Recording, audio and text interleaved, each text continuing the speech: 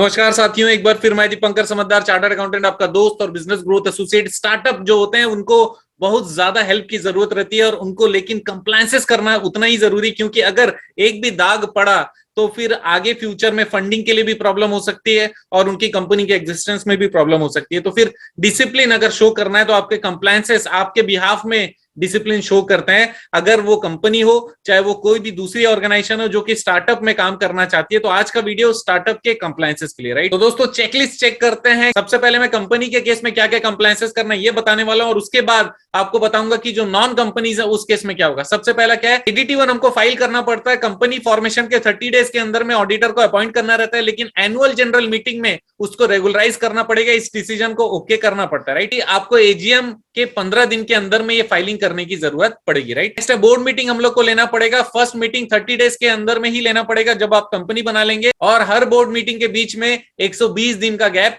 होना चाहिए। अब जानते हैं एनुअल जनरल मीटिंग कब करना है। जिस साल में अपने कंपनी फॉर्मेशन किया वो ईयर एंड से 9 मंथ के अंदर में आपको एनुअल जनरल मीटिंग हेल्ड करना है, और हर साल फाइनेंशियल ईयर खत्म होने के 6 महीने के अंदर में करना पड़ेगा। इसका मतलब ये क्या हुआ, पहले साल में फाइनेंशियल ईयर खत्म होने के 9 महीने और उसके बाद वाले सारे ईयर्स में कितना होगा, फाइनेंशियल ईयर खत्म होने के 6 महीने के बाद में करना पड़ेगा। मैक्सिमम गैप जो 2 एजीएम के बीच में रहता है वो 15 महीने। और ये क्यों है मैं आपको बता दूं कि अगर जनवरी से मार्च के बीच में कोई नई कंपनी बनी तो उनके लिए फर्स्ट फाइनेंशियल ईयर एप्लीकेबल नहीं होता, नेक्स्ट फाइनेंशियल ईयर एप्लीकेबल होता है। इसी कारण ये 15 महीने का गैप यहां पर बताया गया। नेक्स्ट है ई फॉर्म फाइलिंग का रिक्वायरमेंट क्या है। सबसे पहला INC-20A, ये हमको फाइल करना पड़ता है। किस लिए, ये होता क्या है, declaration of commencement of business. Business चालू करेंगे उसका डिक्लेरेशन फाइल करना पड़ेगा, और इसमें डिक्लेरेशन जो रहेगा कब तक फाइल करना, 180 days of the date of incorporation. Company बनी उसके 180 दिन के अंदर में ये डिक्लेरेशन फाइल करना पड़ेगा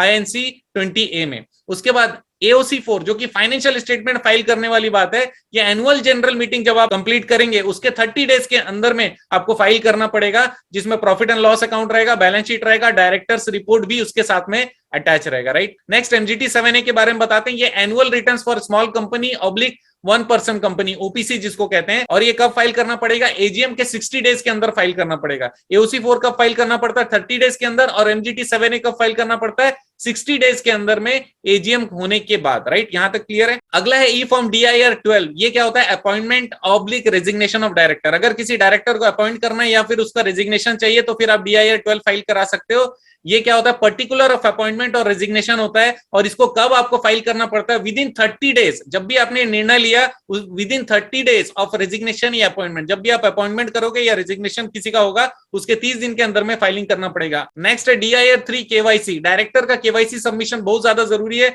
अगर समय के अंदर में करोगे तो फ्री में होगा, अगर लेट करोगे तो आपको लेट फीस लगता है। और ये कब तक करना पड़ता है, सारे डायरेक्टर के दिन को, जितने भी दिन अलॉट हो चुके हैं 31 मार्च से पहले, उसको 30 सितंबर के अंदर में हर साल KYC करना पड़ता है। इसका मतलब ये कि कोई डायरेक्टर, पहले क्या होता था, कोई डायरेक्टर अगर एक्सपायर भी हो गया ना तो उसके बदले काम होते रहता था, फ्रॉड होते रहता था, लेकिन अभी हर साल ये चेक किया जाता है कि वो डायरेक्टर सच में जिंदा है कि नहीं। इसी कारण ये KYC बहुत ज्यादा इंपॉर्टेंट है। आगे बढ़ते हैं MGT-14। ये क्या होता है, filing of resolution with MCA। कोई भी अगर आपने कंपनी में रिजोल्यूशन पास किया तो उसको MCA में फाइलिंग करना पड़ता है। MGT मतलब मैनेजमेंट समझिए, MGT-14 फॉर्म है, राइट। और ये कब तक फाइल करना पड़ेगा, जब भी आपने कोई रिजोल्यूशन बनाया या रिजोल्यूशन पास किया उसके 30 डेज के अंदर में आपको फाइलिंग करने की जरूरत है। नेक्स्ट है DPT-3। DPT-3 कब फाइल करना पड़ता है, हर साल के 30 जून तक हम लोग को DPT-3 फाइल करना पड़ता है, और ये रिटर्न ऑफ डिपॉजिट है। नेक्स्ट आता है directors report. Abridged directors report को फाइल करना पड़ता है, इंफॉर्मेशन जो कि चाहिए सेक्शन 134 के अंदर में, और ये केवल स्मॉल कंपनी के लिए लागू है। तो डायरेक्टर्स रिपोर्ट स्मॉल कंपनी में सेक्शन 134 के अंतर्गत हम लोग को फाइलिंग करना पड़ता है। नेक्स्ट है हम लोग को कौन कौन से बुक्स ऑफ अकाउंट या फिर रिकॉर्ड्स मेंटेन करने पड़ते हैं स्टैट्यूटरीली, मतलब एज पर लॉ मेंटेन करना पड़ेगा। स्टैट्यूटरी रजिस्टर रखने पड़ेंगे, जैसे रजिस्टर ऑफ मेंबर, डायरेक्टर, की management personal, share holders, beneficial owners, loan, contract and arrangements, deposits, related party transaction etcetera. Minutes book of board meeting भी आपको रखना पड़ेगा। एजीएम की आपको रजिस्टर रखनी पड़ेगी, और कोई दूसरा मीटिंग करते हो तो वो रखना पड़ेगा। बुक्स ऑफ अकाउंट्स और फाइनेंशियल स्टेटमेंट आपको मेंटेन करना पड़ेगा। आरओसी की फाइल रखनी पड़ेगी, जितने भी फाइलिंग्स आप आरओसी के करते हो वो सारी चीजें आरओसी फाइल में चले जाना चाहिए, और ये रेगुलर बेसिस पे मेंटेन्ड और अपडेटेड होना चाहिए। अब फाइनेंशियल स्टेटमेंट और दूसरे डॉक्यूमेंट है उसका सर्कुलेशन होना बहुत जरूरी है। जब भी कंपनी की एजीएम होने वाली है उससे 21 डेज पहले कम से कम नोटिस जाना चाहिए फाइनेंशियल स्टेटमेंट और डॉक्यूमेंट्स लगाकर, ताकि मीटिंग में क्या होने वाला है वो सारे एजेंडा और सपोर्टिंग डॉक्यूमेंट के बेसिस पे मीटिंग को फ्रूटफुल बनाया जा सके। और ये कंपलसरी कंप्लायंस है, राइट। अब तक बातें हुई कंपनी के कंप्लायंसेस की। कंपनी कंप्लायंसेस के अलावा भी कौन कौन से कंप्लायंसेस करने पड़ते हैं? आपको पीरियोडिकली जीएसटी की लायबिलिटी अगर कुछ आती है तो उसको आपको पे करना पड़ेगा, उसके रिटर्न्स फाइल करने पड़ेंगे। टीडीएस अगर काटने का अगर आपको जरूरत है तो फिर वो टीडीएस डिडक्शन करना पड़ेगा, उसका रिटर्न फाइल करना पड़ेगा। टीसीएस अगर आपको पे करना है तो पेमेंट करना पड़ेगा, एडवांस टैक्स पेमेंट करना पड़ेगा, और प्रोफेशनल टैक्स अगर एप्लीकेबल है तो वो आपको पेमेंट करने की जरूरत पड़ेगी। पीरियोडिक रिटर्न फाइल करने की जरूरत, जैसे मैंने बताया, मंथली हो, क्वार्टरली हो, एनुअल हो, जीएसटी के रिटर्न्स आपको फाइल करने पड़ेंगे। क्वार्टरली टीडीएस रिटर्न्स आपको फाइल करने पड़ेंगे। एडवांस टैक्स की लायबिलिटी का कैलकुलेशन करके उसका सपोर्टिंग भी आप रखे रहिएगा, ताकि आप फाइल करेंगे तो उसका कुछ बेसिस होना चाहिए। इनकम टैक्स रिटर्न फाइल करना मत भूलिएगा। टैक्स ऑडिट रिपोर्ट बहुत ज्यादा जरूरी है, राइट। और हाफ ईयरली ईएसआईसी रिटर्न भी आप लोगों को फाइल करना पड़ता है और मंथली चालान पटाना पड़ता है। इस चीज को ध्यान पे रखिएगा। पीएफ के जितने रिटर्न्स और फॉर्म्स हैं और चालान है वो सारा चीज आपको फाइल करना पड़ेगा जो आपके ऊपर एप्लीकेबल है उसके लिए। प्रोफेशनल टैक्स अगर आपको एप्लीकेबल है वो भी आपको पेमेंट करना पड़ेगा।